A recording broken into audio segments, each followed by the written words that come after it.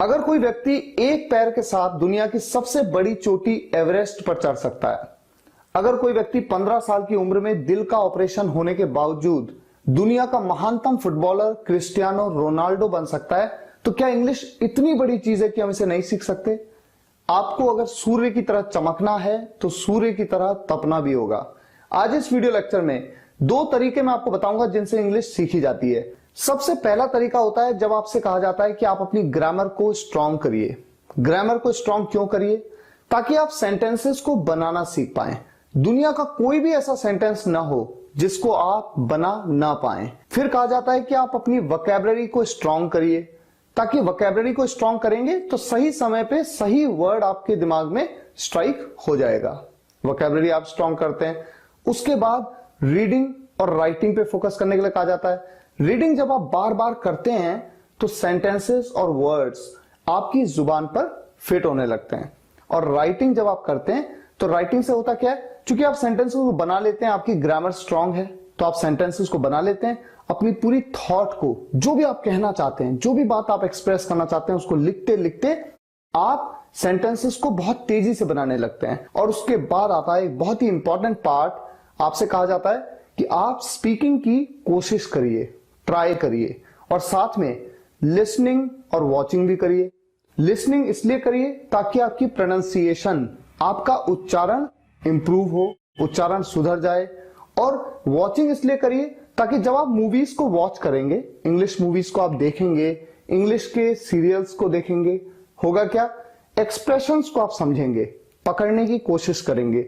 जिस अंदाज में वो सेंटेंसेस को बोल रहे हैं उस अंदाज को आप फॉलो करने की कोशिश करेंगे, और इस तरह से आपकी इंग्लिश निखरेगी। अब देखिए दूसरा तरीका, ये तरीका पहले वाले तरीके का बिल्कुल उल्टा है। ये वो तरीका है जो एक छोटे बच्चे पे भी अप्लाई होता है। होता ये है कि जब एक छोटा बच्चा पैदा होता है, उसकी अपनी कोई भाषा होती नहीं है, मम्मी पापा को, अपने आस पड़ोस के लोगों को देख देख कर, सुन सुनकर, यानी वॉचिंग और लिसनिंग, ये कर करके वो अपनी भाषा को सीख लेता है और वो अपनी भाषा को बोलने लगता है, यानी वो स्पीकिंग करने लगता है।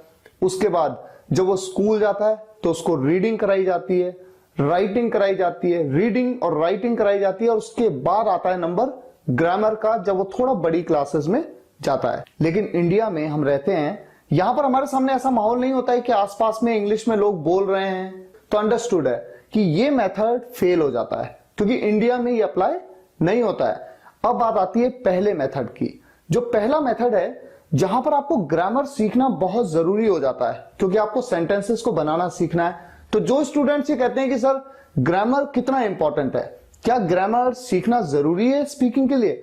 इसलिए जरूरी हो जाता है क्योंकि इंडिया में आपको उस तरह का माहौल नहीं मिलता जहां पर आप दूसरे मेथड के हिसाब से इंग्लिश सीख पाए। 14 साल पहले मैंने एक बार ये प्लान किया कि अब मैं अपने फ्रेंड्स के साथ में इंग्लिश में बात करूंगा। 1 दिन, 2 दिन, 3 दिन तक तो ठीक रहा। उसके बाद मेरे फ्रेंड्स मुझ पर हंसने लगे, मुझे टोकने लगे। और होता ही है, जब मैं एक सेंटेंस को बहुत देर तक बोलूंगा, हिंदी का एक सेंटेंस होता है, उसको इंग्लिश में जब मैं बोल रहा हूं तो बहुत लंबा समय ले रहा हूं, तो फ्रेंड्स मुझ पे हंसने लगे। अगर मैं शॉपकीपर के पास जा रहा हूं और मैं कहता हूं कि गिव मी 1 kg राइस, वो मुझ पे हंस रहा है, क्योंकि वो कहता है कि आप हिंदी में बोलो, फटाफट बोलो, जल्दी, टाइम नहीं है इतना। ऐसा होता है और ऐसा होगा, आपके साथ भी होगा। लेकिन हताश होके, परेशान होके जब मैं कमरे में आके बैठा और मैं अपने आप से पूछने लगा कि क्या मैं कभी इंग्लिश सीख पाऊंगा, तो मेरी नजर न्यूज़पेपर के एक आर्टिकल पे पड़ी। एक इंटरव्यू था उस टाइम के वर्ल्ड हैवीवेट चैंपियन का, जो 3 साल से बॉक्सिंग में वर्ल्ड हैवीवेट चैंपियन थे। उन्होंने अपने ओपोनेंट को, जो कि बहुत ही मजबूत माना जा रहा था, उस ओपोनेंट को हैवीवेट टाइटल की उस फाइट में हराया। गाइस, आप यकीन मानिए, इतना इंस्पिरेशनल इंटरव्यू था। इंटरव्यू में जब उनसे पूछा गया कि आप इतनी बार नीचे गिरे फिर उठे, गिरे उठे, गिरे उठे, वो आपको मारता रहा, आप गिरते रहे, उठते रहे, इतनी बार आप गिरे, फिर आप जीत कैसे गए? तो उन्होंने क्या कहा? उन्होंने कहा, it was a fight of endurance. He got tired of punching me down but I didn't get tired of getting up. वो मुझे मारते मारते थक गया, या वो मुझे गिराते गिराते थक गया, लेकिन मैं उठते उठते नहीं थका। और सेम यही कॉन्सेप्ट उस दिन मेरे दिमाग में फिट हो गया। मैंने ये सोचा कि लोग हंसते हंसते थक जाएंगे, लेकिन मैं प्रयास करते करते नहीं थकूंगा। They will get tired of laughing at me, but I'll not get tired of keep trying. मैं खड़ा हुआ, कैलेंडर पे मैंने आज की डेट पे एक गोल निशान लगा दिया और अगले महीने की इसी डेट पे एक और गोल निशान लगा दिया और अपने आप से एक वादा किया कि अब चाहे जमीन आसमान हो जाए, आसमान जमीन हो जाए, भूकंप आ जाए, आंधी आ जाए, तूफान आ जाए, चाहे जो मर्जी हो जाए, मैं किसी भी हालत में under any circumstances I am not gonna speak even a single word of Hindi. मैं हिंदी का एक वर्ड भी यूज नहीं करूंगा, चाहे जो हो जाए। मैंने एक छोटा सा पेज लिया, अपनी डायरी से एक छोटा सा पेज फाड़ा, उस पर मैंने लिखा, मुझे अपनी मातृभाषा पर गर्व है और हमेशा रहेगा, लेकिन अंग्रेजी में सक्षम होना भी आज की जरूरत है।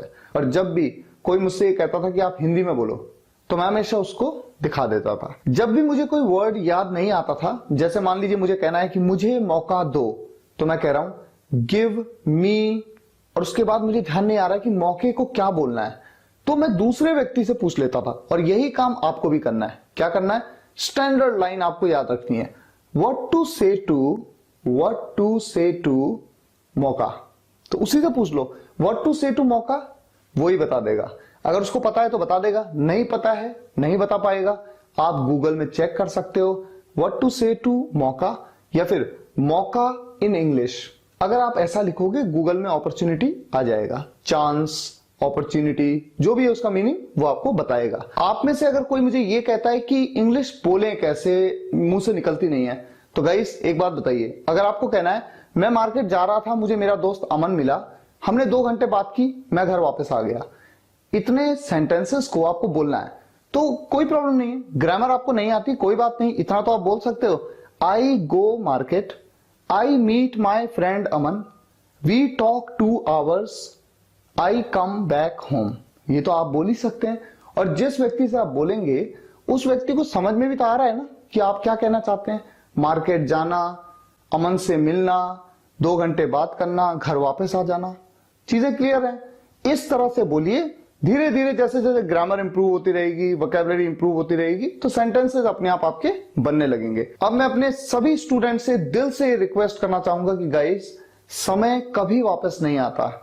हो सकता है कल आपके पास ये मौका ना हो, आज ही कैलेंडर पे डेट मार्क करिए और अगले महीने की भी डेट मार्क करिए।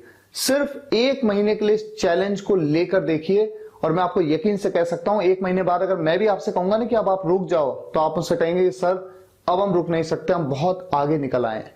और अपने फैमिली मेंबर से शुरुआत करने से पहले अपने फैमिली मेंबर से भी बात शेयर करिए कि आप जीवन में कुछ करना चाहते हैं, इसलिए आपको इंग्लिश सीखना है। मैं आपको दावे से कह सकता हूं आपके फैमिली मेंबर्स बहुत खुश होंगे कि आप अपनी लाइफ में कुछ नया प्रयास कर रहे हैं। और जो स्टूडेंट्स ये कहते हैं कि हिंदी मीडियम का होना कमजोरी है या फिर हमें माहौल नहीं मिलता, ऐसा कहने से माहौल नहीं मिलेगा, माहौल बनाना होगा।